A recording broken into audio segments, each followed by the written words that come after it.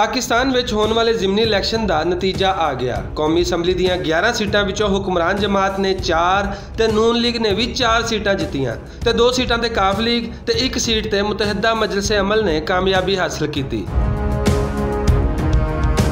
Punjab assembly दीआं 11 सीटां विचों नून league 6, PTI 3 ते आज़ाद उम्मीदवार 2 सीटां तो कामयाब होए।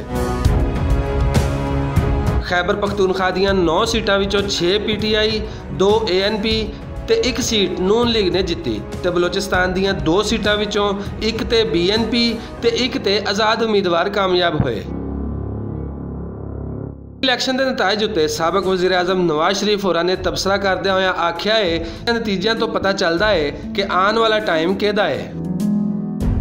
नतीजों को वेख के आख्या जा सकता है कि हुकूमत ने इकतदार संभालन तो बाद आवाम को रिलीफ देने की बजाय माशी मजबूरियों के तहत जिहड़े सख्त फैसले किए हैं उन्हां दा असर आम आदमी तक भी पहुँचा है ते आम आदमी ने अपने वोटां के जरिए हुकूमत नाल नाराज़गी का इजहार भी किया है। हुकूमती जमात नूं जिमनी इलैक्शन में कुछ सीटां तो हथ धोना पिया ते मुखालफीन नूं भी गल्लां करन दा मौका मिल गया। हालांकि इन्हां सीटां की जित या हार नाल हुकूमत नूं कोई फर्क नहीं पैंदा, पर फिर भी हुकूमत की मकबूलियत ते सवालिया निशान जरूर लग गया है।